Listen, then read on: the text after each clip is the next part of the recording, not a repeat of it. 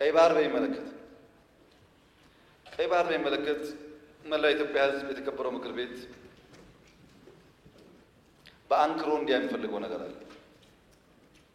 እኛ የቀይ ባህር ጉዳይ ሕጋዊ፣ ታሪካዊ፣ መልክዓ ምድራዊ እና ኢኮኖሚያዊ ጥያቄ ነው ብለን እናምናለን።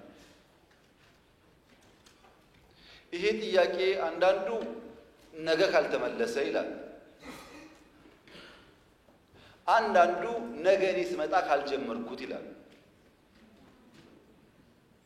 ሁለቱም አያስፈልግም። ቀይ ባህርን ኢትዮጵያ ለማጣት 30 ዓመት ከዚያ በላይ የወሰደ ትግል ነበር። ታውቃላችሁ። በ30 ዓመት ትግል ውስጥ በብዙዎች ርብርብ ነው ኢትዮጵያ ያጣችው። ሌላ 30 ዓመት ያስፈልጋታል ብዬ ግን አላስብም። በተረጋጋ መንገድ፣ በሰከነ መንገድ በውይይት መሄድ በጣም አስፈላጊ ነው። የፈለገ ብንወያይ ግን ለማጣት የፈጀብን 30 ዓመት ለማግኘት ይፈጅብናል ብዬ ግን አላስብም። ጊዜው ግን በቂ ስለሆነ በተረጋጋ መንገድ ማየት ያስፈልጋል።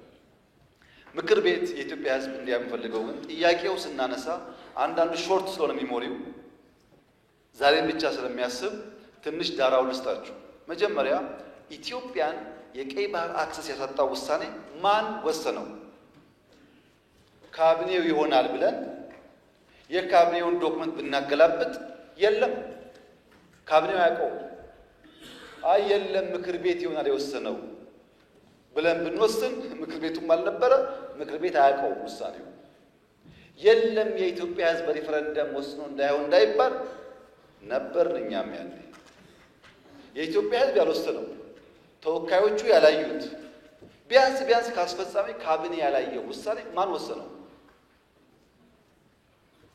ማጣትን የሚያክል ነገር ያጣንበት መንገድ ሕጋዊነት ችግር እንዳለው ማሳያው ተቋሞች አልገቡበትም። ካቢኔው አያውቀውም። አንድ ገጽ ወረቀት ማግኘት አልቻልንም። እንዴት እንዳጣ ነው የሚያስረዳ እና ሕዝብ የማያውቀው፣ ፓርላማ የማያውቀው፣ ካቢኔ የማያውቀው የኢትዮጵያን የባህር አክሰስ ውሳኔ የሚያሳጣ ነገር የወሰነው ማን ነው የሚል ጥያቄ ማንሳት እንዴት ስህተት ሊሆን ይችላል? ካለኝ ነገር ከሌለ ግን ይሄ ጉዳይ ይሄን አንስቶ እንደ መድፋት አይደለም፣ የህልውና ጉዳይ ነው። ማን ወሰነው? ይሄ ነው ጥያቄው።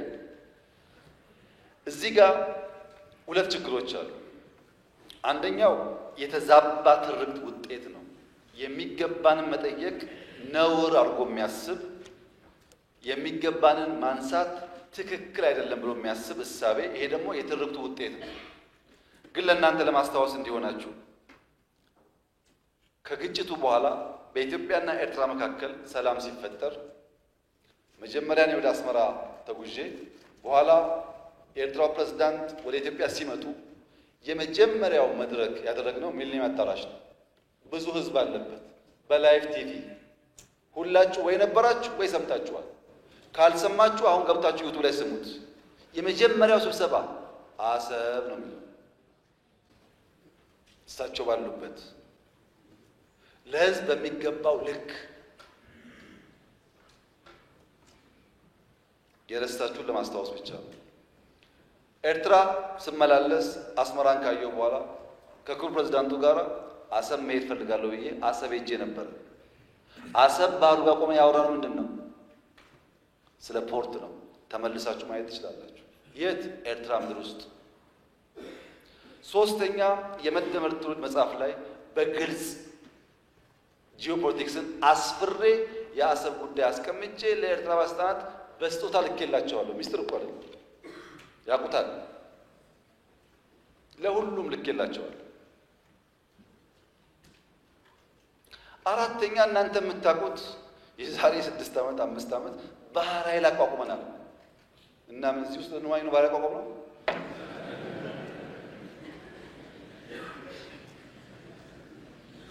ለምን ሰዎች ይሄን ደምሮ ማየት እንደሚቸገሩ አይገባኝ። ኢትዮጵያ ቀይ ባህር እንደሚያስፈልጋት ከለውጡ በፊትም እናምን ነበር፣ እንናገር ነበር። ያኔ መደመጥ አንችልም። ከጀመርንበት ቀን አንስቶ ግን ንግግሩ አለ። ያ ንግግር ግን ሰላማዊ መሆን አለበት። የተከበሩ እንዳነሱት ከኤርትራ መንግስት ጋር ተስማምተን ከዚህ ወደ አሰብ ሄደው መንገድ ጠግነን አልኩኝ። እንከፍታለን ጠግነን ነበር። ከጠገን በኋላ ችግር አለብን፣ ፖርቱ ተዳክሟል አሉ። አሁን አንዳንዶች ልክ ጸቡ እንደ ኦቨርናይት የመጣ ይመስለው ሰው እንደዛ አይደለም። ታሪኩ ስለማንናገረው ነው።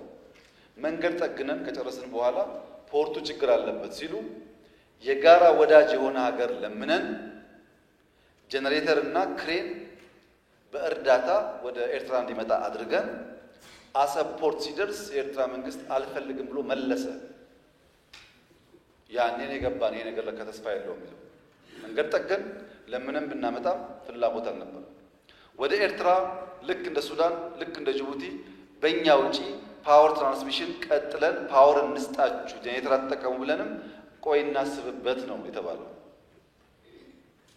አሰብ ሲሄድ የአሰብ ከተማ ቅድም ብያቸዋለሁ፣ ኢትዮጵያ ውስጥ የቤት ችግር አለ። 1.5 ሚሊዮን ቤት መገንባት አለብን ብያቸዋለሁ። አሰብ ሲሄድ ቤት አለ፣ በር አለ፣ ሰው የለም። ይሄ እውነተኛ ታሪክ ነው። ይህንን ከተማ መልሰን ህይወት እንስጠው፣ ስራ ነው ህይወት የሚያመጣለት የሚል በየጊዜው ተነጋግረናል። ሁሉም ኢንቮይ የሚሄደው ተወያይቶበታል። በኤርትራ በኩል በግልጽ ባላወቅነው መንገድ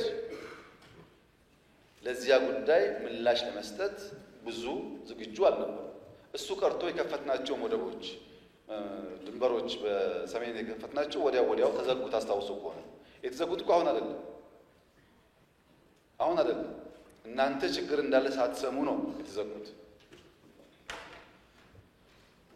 እና የኤርትራ ህዝብ አሁንም ወንድም ህዝብ ነው፣ ምስኪን ህዝብ ነው፣ አገሩን ለቆ የተሰደደ ያለ ህዝብ ነው። ከዚህ ህዝብ ጋር በጋራ መስራት መተባበር ፍላጎታችን ነው። በፍጹም የውጊያ መሻት የለንም። በህጋዊና ንግግር ሊፈታ ይችላል ነው። ለብዙ ሀገራት በተናጠል ተናገር ያለው ምክር ቤት መስማት ከፈለገ ግን ለአሜሪካ፣ ለቻይና፣ ለራሻ፣ ለአውሮፓ፣ ለአፍሪካ አሁን በተከበረው ምክር ቤት መግለጽ ፈልገው ነገር የኢትዮጵያ የቀይ ባህር አክሰስ ጉዳይ አይቀሬ ስለሆነ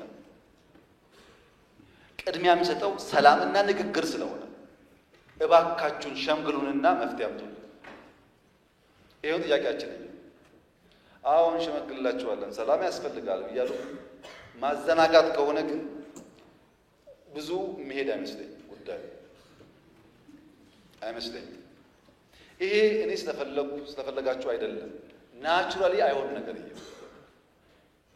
በአንድ ቀንም አልመልሰው፣ በአንድ ቀንም አላጣ ነው።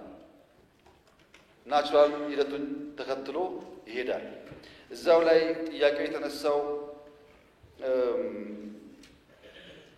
የውስጥ አጀንዳን ዳይቨርት ለማድረግ ነው ያሉት የተከበሩት። በእርግጥ ይሄን ነገር ከኤርትራውያን ሰምተናል፣ ብዙ ጊዜ ነግረውናል። ለምን ምክር ቤት እንደመጣ አላወቅኩም እንጂ ኤርትራውያን ይሄ ጉዳይ የሚነሳ ያለው የውስጥ ጉዳያቸውን ዳይቨርት ለማድረግ ነው ብለውናል። እንዴት ዞሮ እዚህ እንደመጡ ባይገባኝም ማለት ነው። እና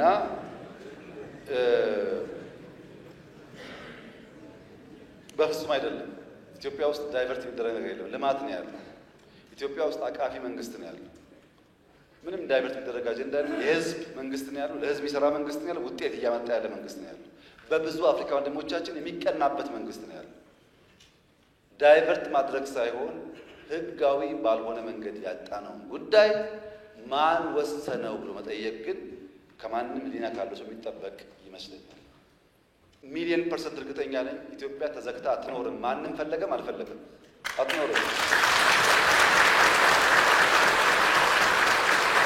እና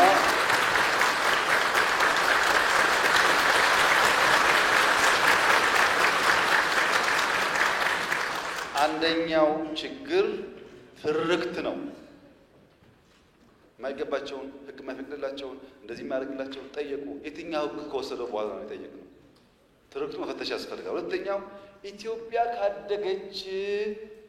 ካደገች ብሎ የሚሰጉ ሰዎች ደግሞ አሉ። ሀገራት ኢትዮጵያ ኦልሬዲ ትልቅ ናት እኮ። የት ነው የምታድገው? በአፍሪካ ሁለተኛው ትልቁ ፖፑሌሽን እኮ ናት። በዓለም እኮ 10ኛዋ ናት። ትልቅ ናት። በነገራችን ላይ በየዓመቱ ኢትዮጵያ 3 ሚሊዮን ሰው ገደማ ትጨምራለች። በየዓመቱ አንዳንድ ኤርትራ ትጨምራለች። በየዓመቱ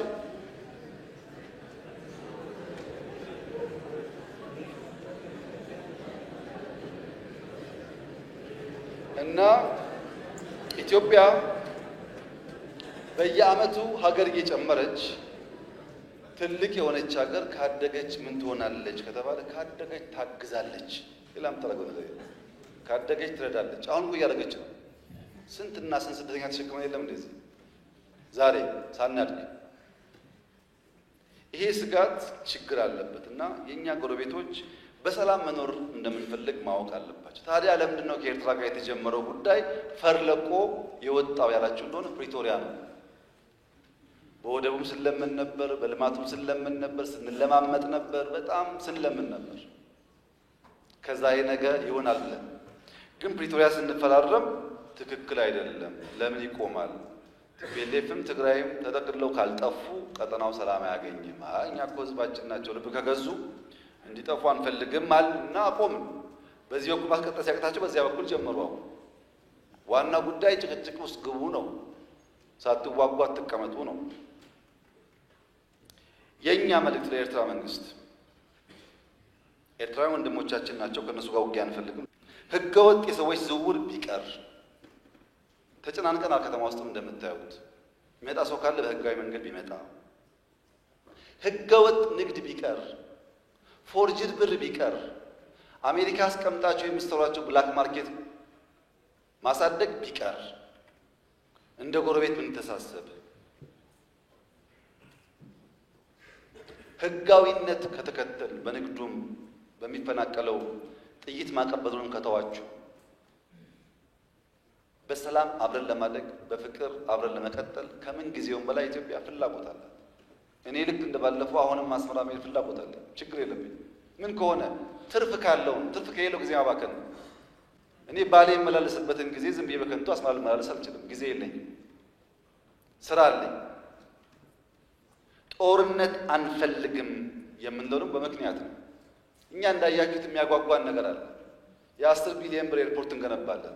የ10 ቢሊዮን ብር ነዳጅ ማዳበሪያ እንገነባለን።